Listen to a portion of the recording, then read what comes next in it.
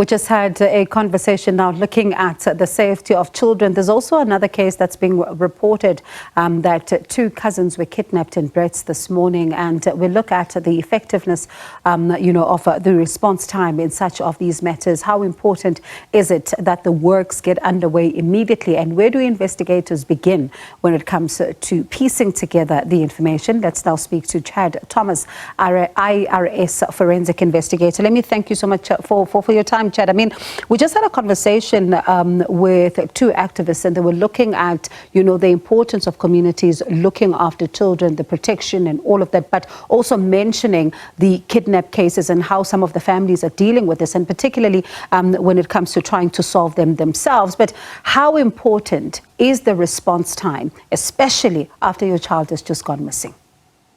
Look, it's exceptionally important to ensure that there's an adequate response and that the response is done as quickly as possible. We're sitting in a country that is now ranked number 7 in the world for kidnappings, the highest rate of kidnappings in Africa.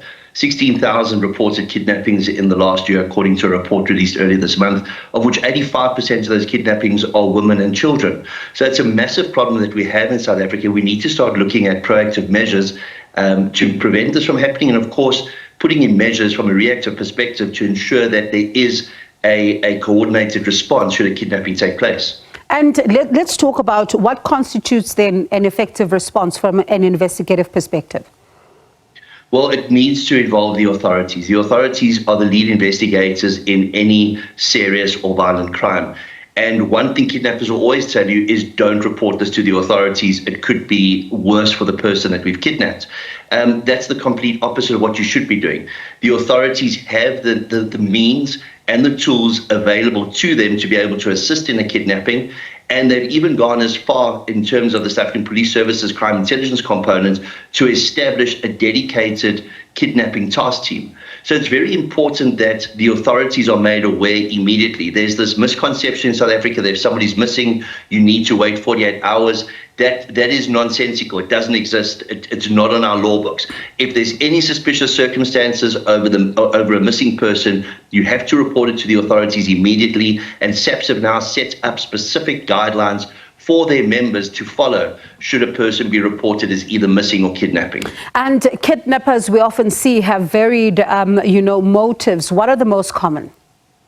So kidnapping in South Africa is not a new thing. What is new is kidnap for ransom and copycat kidnap for ransom, where we're seeing it in all aspects of communities and social structures. Before, kidnap for ransom would be very big amounts, very coordinated, very sophisticated, targeting businessmen of high value that deal specifically in a cash business, so that they know the families have access to high amounts of money. We're now seeing people kidnapped in informal settlements for maybe 500 rand. So we're seeing an increase in kidnap for ransom.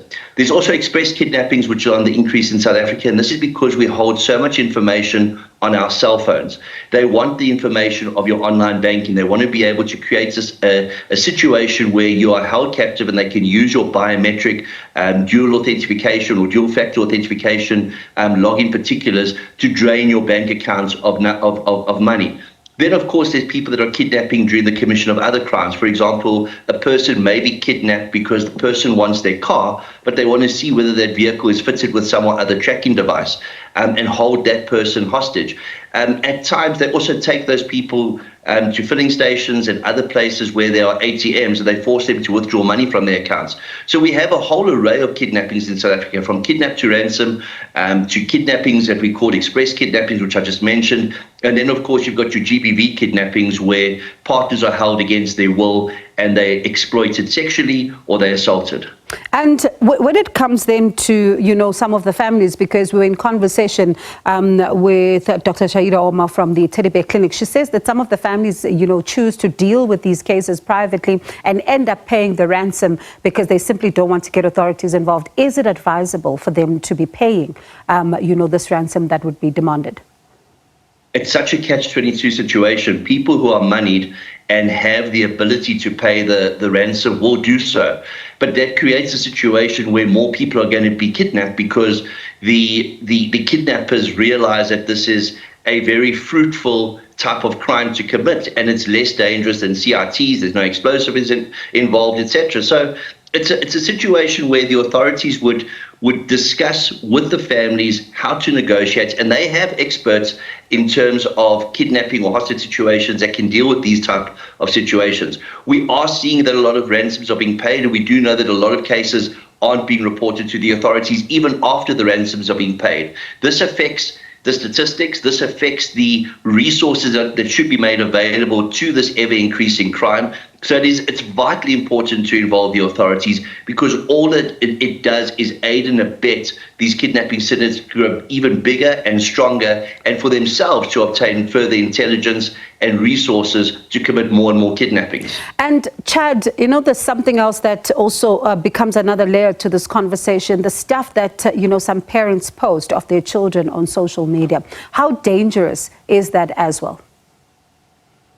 Look, we need to be careful on social media for a whole array of reasons. We don't want people to know too much about our lives, but we've put our lives online. We've become very, very social network adept since about 2007, 2008, with the beginnings of MySpace, then Facebook, then Instagram, then all these others, including TikTok. We share a lot of our lives on social media, and there are predators out there that specifically target people by getting to know them via social media, finding out who their family connections are, whether they're moneyed or not, and how they can be vulnerable to whatever type of crime they've been lined up for. So a lot of grooming takes place on social media.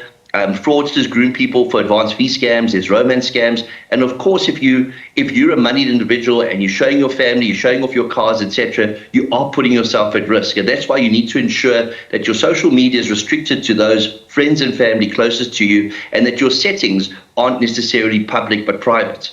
And what happens then when it comes to children and how they engage with social media? Because we're also seeing a number of them are also becoming, open to the platforms through their parents, or some of them have now smartphones.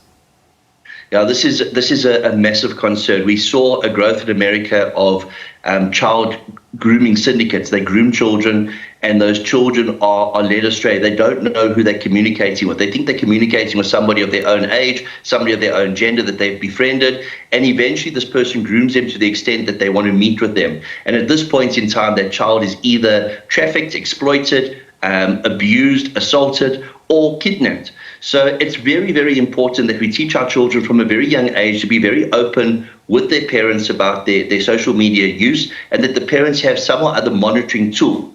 With that in mind, I'd also like to stress the importance of families downloading apps that allow them, and the networks have this, and there are various apps available, free apps as well as paid for apps, that allow you to monitor the movement of your loved ones and those that are close to you. It's very important, because if somebody's kidnapped in an express kidnapping and their cell phone is going to be used to access their bank accounts, it means that device is on and that device can be tracked. So it's vitally important that people make use of technology and don't just look at the negatives of technology. All right, Chad, thank you so much for arming us with information. Do appreciate it. It certainly is a lot helpful. That's Chad Thomas, IRS forensic investigator.